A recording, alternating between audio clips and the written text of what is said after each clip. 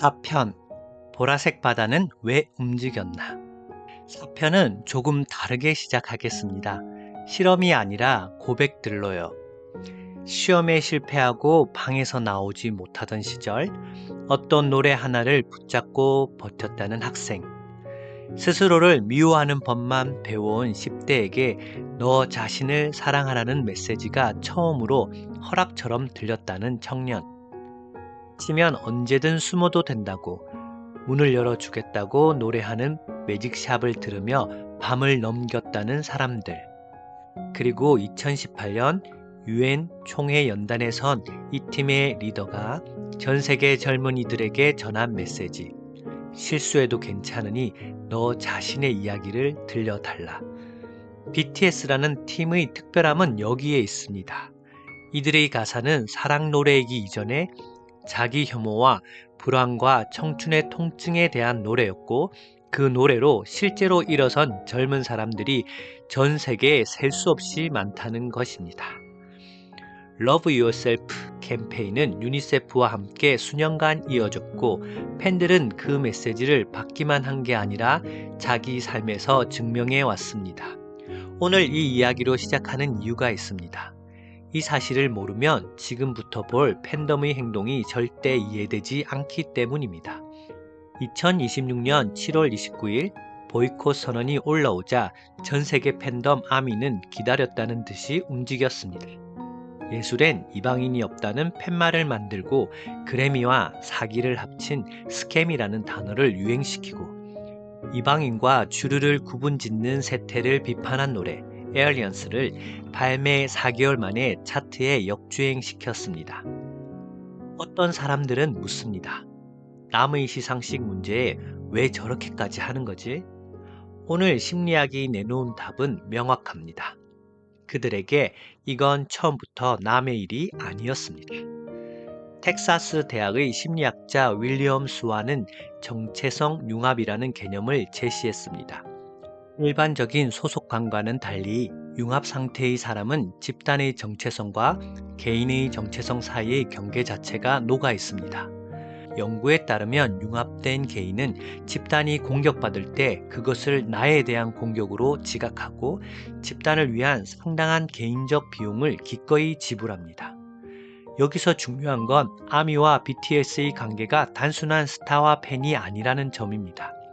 서론에서 본 것처럼 팬들은 이 팀의 노래로 자기 인생의 가장 어두운 챕터를 통과해 왔습니다. 심리학적으로 이건 취향의 공유가 아니라 서사의 공유입니다. 내 인생 이야기의 중요한 장면마다 그들의 음악이 배경으로 깔려있는 상태. 이런 융합 상태에서 아시안 팝 부문이라는 라벨은 어떻게 지각될까요?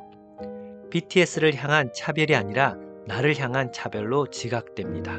아시아계 팬에게는 더욱 그렇고 놀랍게도 비아시아계 팬에게조차 내 사람이 모욕당한 사건이 됩니다. 여기에 사회학자 엘빈 굴드너가 1960년 정리한 인류 보편의 규범, 호혜성의 규범이 겹쳐집니다. 받은 것은 갚아야 한다는 모든 문화권에서의 발견되는 마음의 법칙입니다. 그런데 아미가 받았다고 느끼는 것은 음반이 아니라 인생의 어느 시점에서의 구원에 가깝습니다. 그 빚의 감각을 가진 수천만 명 앞에서 자신을 일으켜준 사람들이 부당한 대우를 받는 장면이 펼쳐진 것입니다. 움직이지 않는 게 오히려 이상한 일입니다. 그렇다면 이 감정은 어떻게 조직적 행동으로 바뀔까요? 2008년 심리학자 마르테인 판 조메런 연구팀은 수십 년간의 집단 행동 연구 182개를 통합 분석해 사람들이 언제 실제로 움직이는지에 대한 공식을 찾아냈습니다. 심카 모델입니다. 조건은 3가지. 첫째, 부당함에 대한 분노. 둘째, 강한 집단 정체성. 셋째, 우리가 움직이면 바뀐다는 효능감. 이번 사태에 대입해보죠. 부당함 있습니다.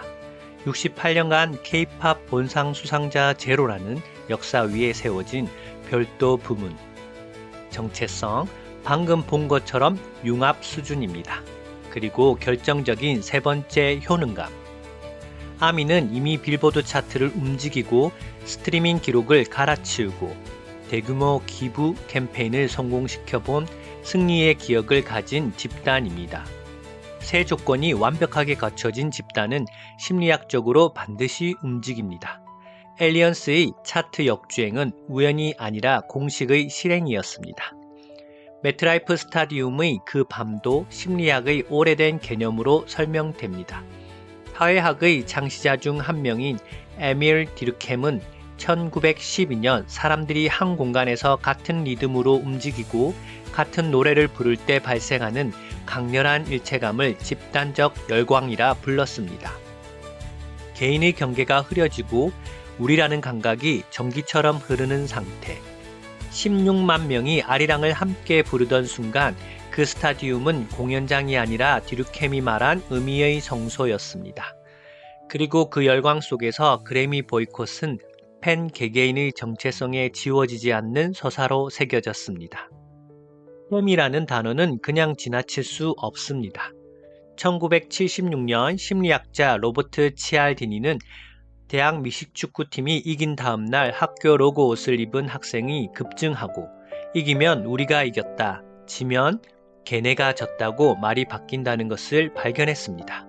반사된 영광 누리기입니다.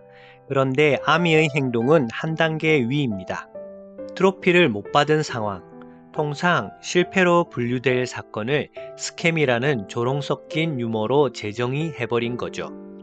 정신의학자 조지 베일런트의 분류는 유머는 가장 성숙한 방어 기제입니다. 우리가 진 게 아니라 시상식이 우스워진 것이다. 이 프레임 전환 능력이야말로 이 팬덤이 10년 넘게 무너지지 않는 심리적 비결입니다. 그리고 이 팬덤에는 최근 몇 년 사이 아무도 예상하지 못한 새 부대가 합류했습니다. 지난 2편에서 이야기했던 그 사건. 7명 전원의 병역 완수 이후의 일입니다. 병역 앞에서 정직했던 이 팀에게 대한민국의 평범한 예비역들이 마음의 문을 연 것입니다. 아이돌 음악은 몰라도 그 친구들은 진짜다라고 말하는 아저씨들. 훈련소 이야기에 웃으며 고개를 끄덕이는 남자들. 코리안 아미가 만든 또 하나의 아미 예비역 팬클럽이죠. 심리학 언어로 말하면 팬덤의 정체성 기반이 음악적 취향을 넘어 도덕적 존경으로 확장된 겁니다. 취향은 변하지만 존경은 쉽게 변하지 않습니다. 이번 보이콧에서 국내 여론이 세대와 성별을 넘어 한 목소리에 가까웠던 배경에는 이 확장된 팬덤이 있습니다. 정리하겠습니다. 보라색 바다가 움직인 것은 광신이 아니었습니다.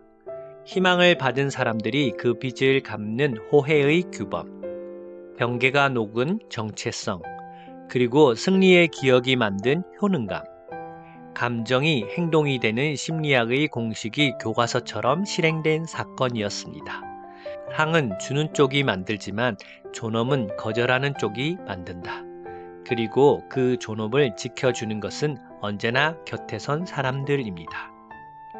그런데 이 뜨거운 함성의 반대편에 이상할 만큼 조용한 사람들이 있습니다. 같은 언어로 노래하고 같은 시상식의 문 앞에 서 있는 다른 K-팝 아티스트들. 그들은 왜 침묵할까요? 비겁해서일까요?